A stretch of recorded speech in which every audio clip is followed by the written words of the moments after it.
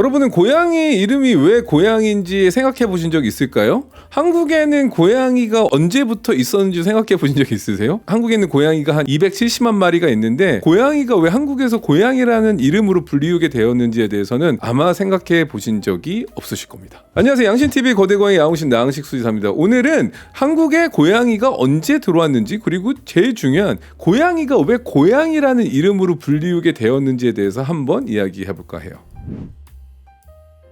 많은 분들이 이 부분을 생각을 안 해보셨을 수도 있는데요. 한국의 고양이는 삼국시대에 중국으로부터 들어왔다는 설이 가장 강력하게 대두되고 있어요. 바로 불경이 전파되면서 배를 타고 들어오게 됐다라고 알려져 있죠. 최초로 고양이가 문헌에 등장한 것은 삼국사기에서 신라 효공왕 시대에 묘라고 하는 그 한자 있잖아요. 이게 중국에서 유입됐다라고 삼국사기에 기록이 돼 있습니다. 그래서 초기에는 중국어 유래 한자로 묘로 기록이 돼 있고요. 왕실과 귀족들이 키우는 귀한 동물로 간주되었다라고 해요. 그러다가 고려시대쯤에 고양이가 대중화되면서 이제 표기된 묘라는 표현이 널리 쓰이게 되었죠. 그래서 한자어의 묘라는 게 이제 고양이라는 의미인데 이게 주로 사용되었지만 민간에서는 괴 또는 괴양이 등의 토착어가 출현하기 시작되었다라고도 알려져 있습니다. 그래서 고려시대에 지나서 조선시대 이후에는 16세기에서 19세기 정도 되면서 이제 이 괴라는 괴앙이라는 말이 고양이로 변화됐다는 설이 가장 강력해요. 그래서 초기에는 조선시대에도 괴앙이 또는 괴라고 불렸지만 이게 이제 시간이 흐르면서 지금의 고양이라는 형태로 정착이 된 거죠. 실제로 훈몽자해라고 하는 조선시대 문헌에서도 괴양이라는 표현으로 기록되어져 있어요. 정리하자면 고양이라는 이름은 중국의 한자어 묘라는 이름에서 시작이 됐지만 고려 말 조선 초에 괴양이라고 변화가 되면서 현대의 고양이라는 이름으로 정착이 된 거죠.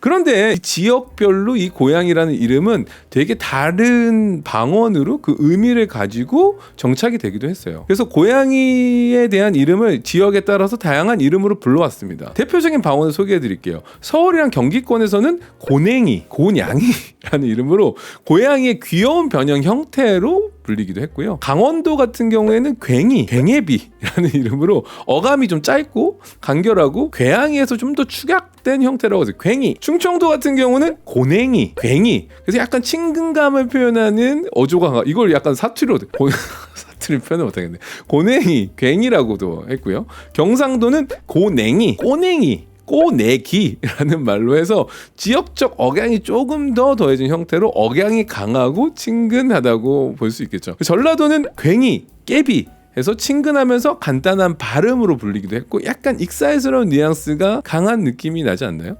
제주도 같은 경우는 고냉이, 유일하게 나비라는 이름을 쓰기도 했습니다. 그래서 제주도에서는 고양이를 친숙하게 나비로 부르기도 했고요. 나비라는 이름이 유난히 흔하게 사용된 지역이 제주도라고 알려져 있어요.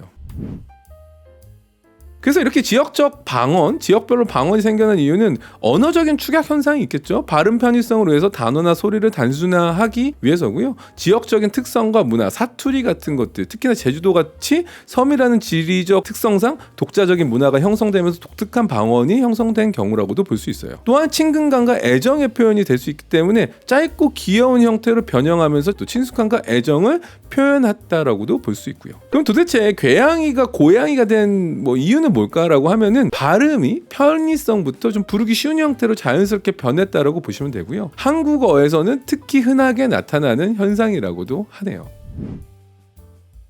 민속적 의미로는 고양이는 지역에 따라서 행운이나 불길함을 상징하기도 했지만 왜냐면 밤의 울음소리, 특히나 이제 교배음, 메이팅 콜이라고 하는 거에 대해서 조금 아이 울음소리라고 해서 전라도 경상도에서는 조금은 밤의 고양이 울음소리를 불길한 징조로 여겼다라고도 알려져 있고요. 하지만 서울 경기 지역에서는 고양이가 재물을 지켜주는 존재로 인식하는 경향도 있었다라고 합니다. 또 지역별 이름 중에서 이제 고냉이, 고냥이 등 같은 경우는 좀 어린아이나 좀 귀여움을 강조하는 표현으로도 자주 사용됐다고 하니까 내가 친근하다고 귀여우면 하여튼 고냉아 약간 이렇게 하는 것도 하나의 애정 표현이 될 수도 있겠죠.